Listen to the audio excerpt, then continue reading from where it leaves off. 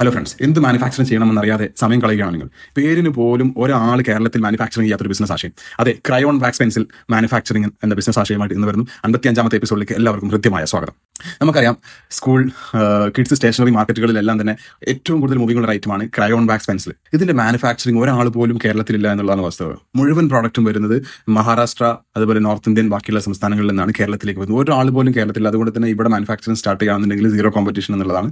നമുക്ക് ലോക്കൽ പ്രൊഡക്ഷൻ്റെ ഒരു അഡ്വാൻറ്റേജ് നമുക്ക് എടുക്കാൻ പറ്റുന്ന ഒരു പ്രോഡക്റ്റ്. ഇതിന് ഇൻവെസ്റ്റ്മെന്റ് വരുന്നത് വെറും 50,000 രൂപ മുതൽ 3 ലക്ഷം രൂപ വരെ ആർക്കും തുടങ്ങാൻ പറ്റുന്ന ഒരു സിമ്പിൾ, അതുപോലെ വലിയൊരു മാർക്കറ്റിലൊരു മേഖലയാണിത്. ഇതിന് വേണ്ട മെഷീനറി ടൂൾസ് എന്തൊക്കെയാണെന്ന് വെച്ച് കഴിഞ്ഞാൽ, ഒരു വാക്സ് മെൽറ്റിംഗ് മെഷീൻ, ഒരു ക്രയോണിന്റെ മൗൾഡുകൾ ഓരോ സൈസിലേക്കുള്ള, പിന്നെ കളർ മിക്സിംഗ് ടാങ്ക്, പിന്നെ കൂളിംഗ് ട്രേസ്, പാക്കേജ് മെഷീൻ, ഇത്ര മാത്രം മതി. ഇതെല്ലാം തന്നെ വളരെ ഈസി ആയിട്ട് നമുക്ക് ഇന്ത്യ മാർട്ട് പോലുള്ള ട്രേഡ് ഇന്ത്യ പോലുള്ള വെബ്സൈറ്റുകളിൽ നിന്ന് ഈസി ആയിട്ട് ആർക്കും ഒരു കോംപ്ലിക്കേഷൻസ് ഇല്ലാതെ പർച്ചേസ് ചെയ്യാൻ പറ്റുന്ന മെഷീനറീസ് ആണ്. ഇതിന് വേണ്ട റോ മെറ്റീരിയൽ എന്താണെന്ന് വെച്ച് കഴിഞ്ഞാൽ, ഒന്ന് പാരഫിൻ വാക്സ്, പിന്നെ അതുപോലെ മൈക്രോ ക്രിസ്റ്റലൈൻ വാക്സ്, പിന്നെ കളറും പിന്നെ ബൈൻഡറും. ഇതെല്ലാം അതുപോലെ തന്നെ ഈസിലി നമുക്ക് ലോക്കൽ മാർക്കറ്റുകളിൽ നിന്നും ഇന്ത്യ മാർട്ടിൽ നിന്നൊക്കെ നമുക്ക് സോഴ്സ് ചെയ്യാൻ പറ്റുന്ന മെറ്റീരിയലാണ്. ഇതിന്റെ പ്രൊഡക്ഷൻ പ്രോസസ് എന്താ വെച്ചാൽ, ഫസ്റ്റ് നമുക്ക് വാക്സ് മെൽറ്റ് ചെയ്ത് കണ്ട് ഓരോ കളേഴ്സ് അതിലേക്ക് ആഡ് ചെയ്യുക.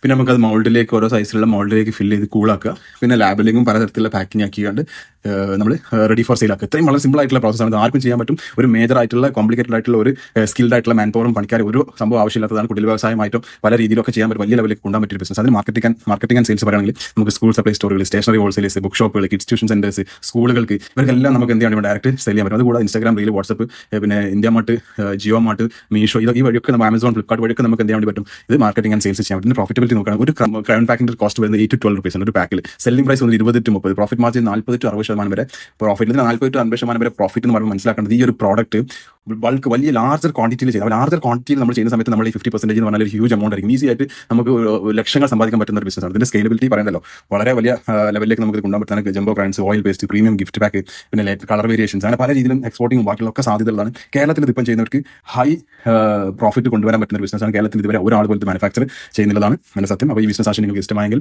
ലൈക്ക് ചെയ്യാനും ഷെയർ ചെയ്യാനും സബ്സ്ക്രൈബ് ചെയ്യാനും മറക്കരുത്. ഈ ബിസിനസിന്റെ PDF ഗൈഡിന് വേണ്ടിയിട്ട് ഈ വീഡിയോക്ക് താഴെ ബീച്ച് എന്ന് കമന്റ് ചെയ്യുക. മെഷീനറീസിന്റെ ലിങ്കിന് വേണ്ടിയിട്ട് ലിങ്ക് വന്ന് കമന്റ് ചെയ്യുക. Thank you.